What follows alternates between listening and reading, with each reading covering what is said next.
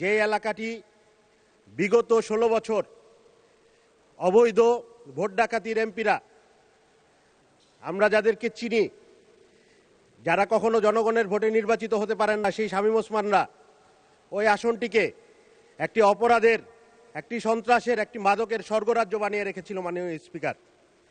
আমাদের সেই আসনটি আমরা দেখেছি, এই আসনটি নারায়ণগঞ্জ সিটি কর্পোরেশন এবং ঢাকা সিটি কর্পোরেশনের মধ্যবর্তী একটা এলাকা, জনবহুল একটা এলাকা। প্রায় ৪৫ লক্ষাধিক মানুষ এই এলাকায় বসবাস করে। এটি একটি নগর এলাকা, অথচ এই এলাকাটি এখনও ইউনিয়ন পর্যায়ে রয়েছে। এই এলাকাটিকে সিটি কর্পোরেশনে অন্তর্ভুক্ত করার কোনো ধরনের পদক্ষেপ তারা নেয়নি। এই এলাকার নাগরিক সমস্যা সমাধানের ক্ষেত্রে কোনো ধরনের আমরা কার্যক্রম অতীতে আমরা দেখিনি। ফ্যাসিস্ট আমলের রাজনীতিবিদদের কাছে আমরা দেখেছি শুধু গুন্ডামি, আমরা দেখেছি শুধু সন্ত্রাস, আমরা দেখেছি শুধু চাঁদাবাজির স্বর্গরাজ্য, আমরা দেখেছি শুধু খুনাখুনির স্বর্গরাজ্য। আমরা দেখেছি তারা জনগণকে একটা ভীতিকর পরিস্থিতি ক্রিয়েট করে তাদের ভাষায় খেলা হবে বলে একটা আতঙ্কিত পরিস্থিতি তৈরি করে রেখেছিলেন।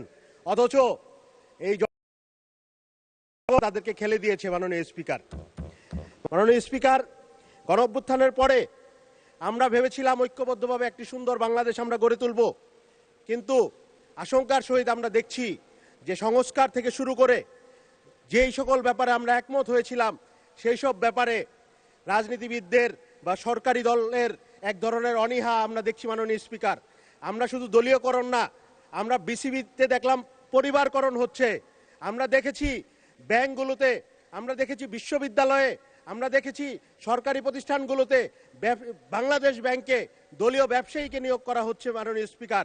এই ধরনের পরিস্থিতি আমরা দেখে আমাদের মনে আশঙ্কা জাগে যে বিএনপি অতীতে গণতান্ত্রিক আন্দোলনে সবসময় মাঠে ছিল, কিন্তু ক্ষমতায় আসার পরে আমরা দেখেছি মাগুরার নির্বাচন, ক্ষমতায় আসার পরে আমরা দেখেছি ফেব্রুয়ারির 96-এর নির্বাচন, ক্ষমতায় আসার পরে আমরা দেখেছি যে তারা কিভাবে কেয়ারটেকার সরকারকে ম্যানিপুলেট করার জন্য বিচারপতির বয়স বাড়াতে চায়।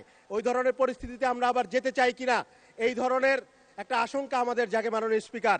মাননীয় স্পিকার, একটু সময় বাড়িয়ে দেওয়ার অনুরোধ করছি, যদি সম্ভব হয় আমি আমার কথা চালিয়ে যেতে চাই। মাননীয় সদস্য 1 মিনিট বৃদ্ধি করা হলো। স্পিকার, মাননীয় স্পিকার, আমরা দেখছি এই দেশে এখনো আইন শৃঙ্খলার অবনতি ঘটে চলছে। মাননীয় স্পিকার, আমরা দেখছি আমার নারায়ণগঞ্জে স্বেচ্ছাসেবক দলের পরিচয়ে একজনকে গুম করে হত্যা করে লাশ বেওয়ারিশ হিসেবে দাফন করা হয়েছে, অথচ তার বিরুদ্ধে আইন শৃঙ্খলা বাহিনী কোনো ব্যবস্থা নিচ্ছে না। মাননীয় স্পিকার, আমরা দেখছি এই দেশে, আমরা পার্লামেন্টে এসে দেখি এবং শুনি, আমরা দেখি যে এখানে তেলের কোনো অভাব নাই। পার্লামেন্টে তেল থাকলে কি হবে মাননীয়